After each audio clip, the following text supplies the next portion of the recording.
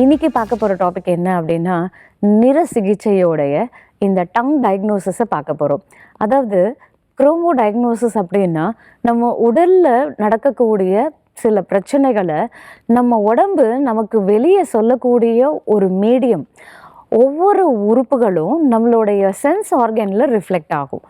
அதில் நம்ம நாக்கு வந்து நம்மளுடைய உடல் உறுப்புகளில் வரக்கூடிய மாற்றங்களை பற்றி சொல்கிறது தான் இந்த டங் டயக்னோசிஸ். ஸோ இதில் நம்ம வந்து லாஸ்ட் வீடியோவில் இதை பற்றி நிறைய விஷயங்கள் பார்த்தோம். அதோடைய கண்டினியூஷனில் என்ன அப்படின்னு கேட்டிங்கன்னா, நம்மளுடைய நாக்கு செவன்னு ஃபுல் நாக்கே செவன்னு இருக்குன்னா நம்ம பாடி ஹீட் ரொம்ப அதிகமாக இருக்குது. அதுவும் முக்கியமாக லிவர் அண்ட் கால் பிளாடர் அதிகமான ஒரு எனர்ஜி லாஸில் இருக்காங்க அப்படின்னு அர்த்தம். என்னென்னா நம்ம வந்து ரொம்ப கோவப்படுறோம், ரொம்ப ஷார்ட் டெம்பர்டாக இருக்கோம், அடிக்கடிக்கு ரொம்ப அஜிடேட்டடாக ஃபீல் பண்ணுறோம், பாடியோடைய ஹீட் அதிகமாக இருக்குது, யூரின் போகும்போது எரிச்சல் இருக்குது, நெஞ்சு எரிச்சல் அதிகமாக இருக்குது, எப்போ பார்த்தாலும் நமக்கு வந்து பார்த்திங்கனாக்கா நைட்டில் சாப்பிட்ட உணவு நெஞ்சிலேயே இருக்க மாதிரி இருக்குது. இது எல்லாமே வந்து பார்த்திங்கன்னா நம்மளுடைய லிவர் எனர்ஜியை குறிக்கக்கூடியது. அப்போ நாக்கு ஃபுல்லாக அந்த மாதிரி செவன்னு இருக்குது அப்படின்னா, ஒன்று நம்மளுடைய வயிறில் அல்சரேஷன் இருக்குதுன்னு அர்த்தம்.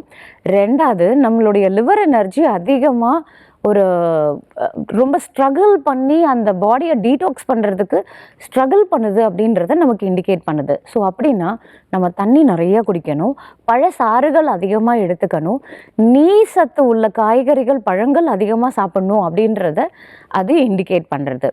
அடுத்தது பார்த்திங்கன்னா, நாக்கில் நமக்கு அந்த கிராக்ஸ் எல்லாம் வரும். நிறைய பேர் பார்த்திங்கன்னாக்கா நாக்கில் அப்படியே கோடு போட்ட மாதிரி இருக்கும்.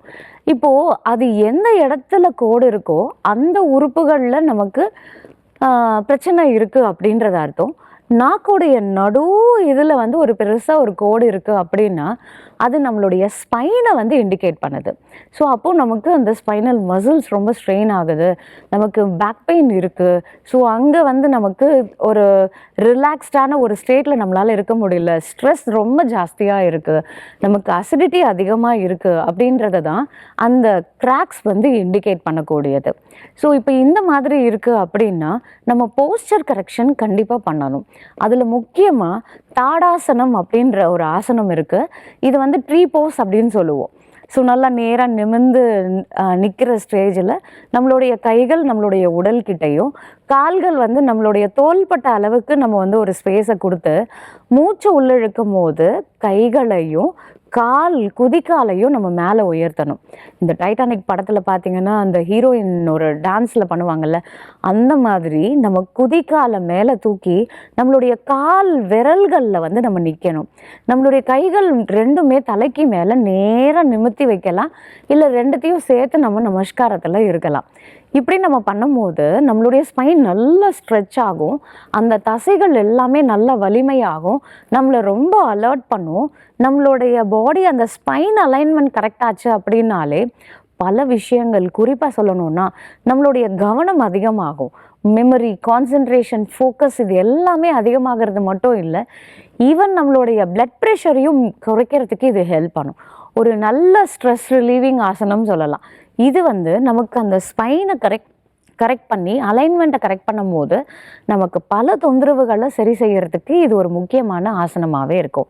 ஸோ இது நமக்கு அந்த நாக்கில் இருக்கக்கூடிய அந்த கோடு நாளடைவில் நம்ம ரெகுலராக இது பண்ண அது குறையிறத நம்ம பார்க்கலாம்.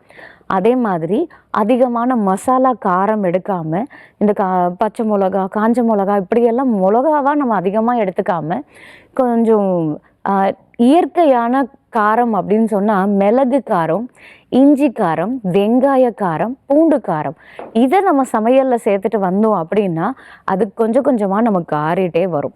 ஸோ அது வந்து உங்களுக்கு அப்படியே க்ளோஷர் ஆகும்.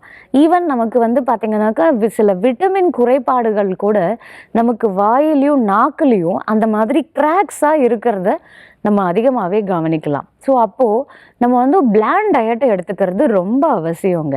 அதாவது இப்போ பார்த்தீங்க அப்படின்னாக்கா காரம், உப்பு, புளிப்பு, எண்ணெய் இது கம்மியாக இருக்கக்கூடிய உணவுகளை நம்ம சேர்த்துக்கணும். காலையில் எழுந்த உடனே 2 கிளாஸ் தண்ணி குடிக்கிறது ரொம்ப நல்லது. அதுலேயும் வந்து பார்த்திங்கனாக்கா நம்ம கொஞ்சம் ரிலாக்ஸ் பண்ணதுக்கு அப்புறமா நம்ம யோகாவோ மூச்சு பயிற்சியோ பண்ணதுக்கப்புறமா நம்ம ஒரு டம்ளர் சொரக்காய் ஜூஸ் நம்ம குடிச்சிட்டு வந்தோம் அப்படின்னா இது நம்மளுடைய அல்சரை ஹீல் பண்ணுது. அது நமக்கு அது ஹீல் ஆகிட்டே வருது அப்படின்றத நம்ம நாக்கு மூலயமாவே நம்ம நல்லாவே தெரிஞ்சுக்கலாம். ஸோ ஒரு நாள் சொரக்காய் ஜூஸு, ஒரு நாள் வெண்பூசணி சாறு இப்படி நம்ம எடுத்துக்கிட்டே வந்தோம் அப்படின்னா அது இன்டர்னல் ஹீலை நம்ம வெளியில் இருந்தே நம்ம ஈஸியாக தெரிஞ்சுக்கக்கூடிய விஷயம்.